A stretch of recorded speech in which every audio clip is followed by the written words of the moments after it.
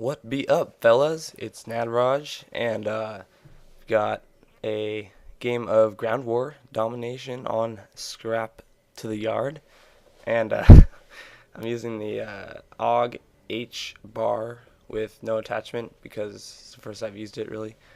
And for a secondary, I have the 44 Magnum FMJ, kind of an interesting choice. Sleight of hand, stopping power ninja, and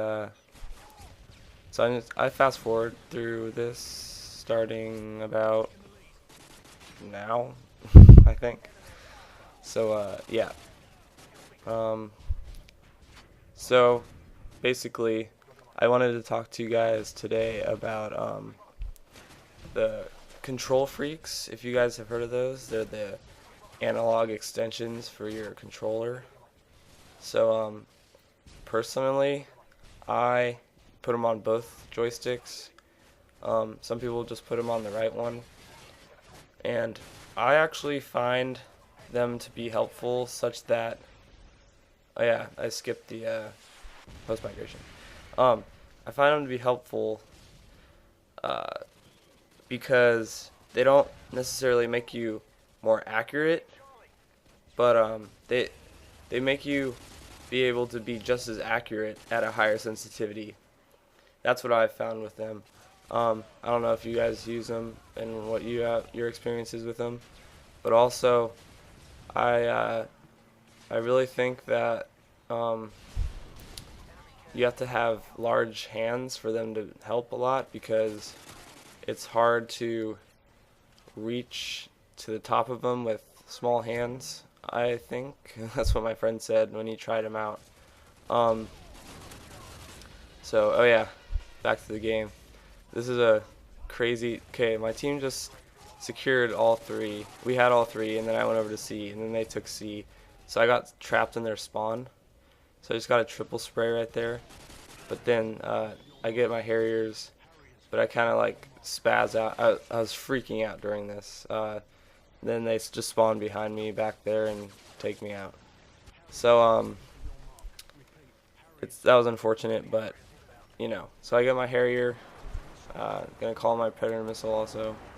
Um, don't call your Harrier and then call your Predator missile right in after triple, because in that way you'll make sure you won't steal any of your own kills.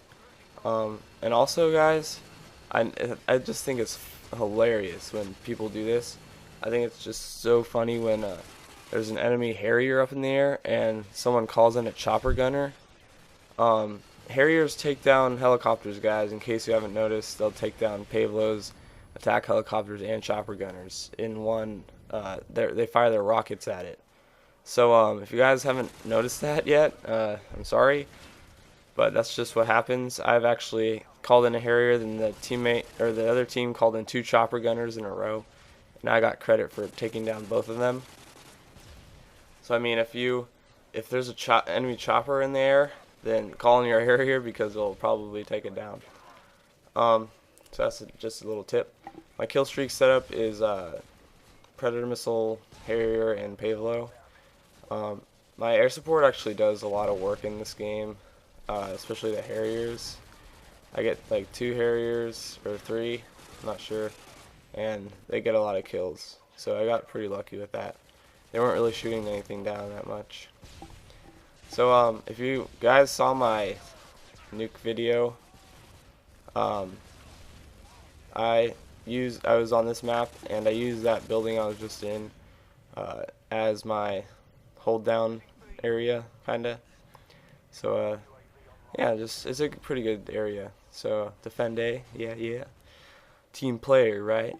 And then so this is I watched this like 3 times and it just cracks me up, this sequence here.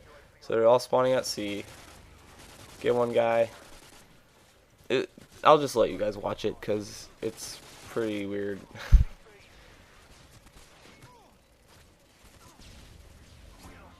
Actually, no, I'll talk over it.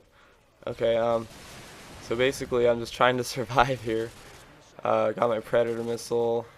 Then there's like, I tried to save that guy with the stun, but there's really I do not know how I survived this long, because usually when I fire away like with my unsilenced weapon all the time, I always die.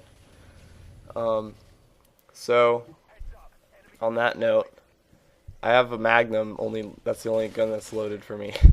So when I load this, or no, I try to get them with the last bullets, but don't have FMJ.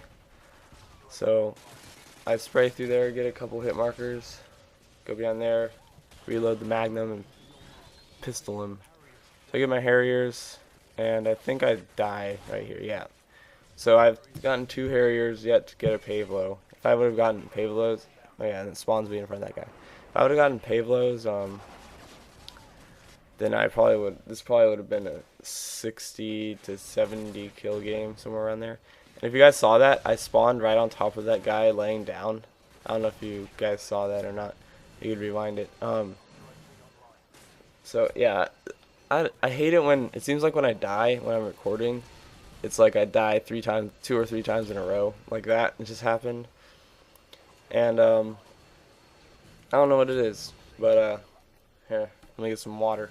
It's hot in my room. It's like probably around 84, no 82 I think in my room.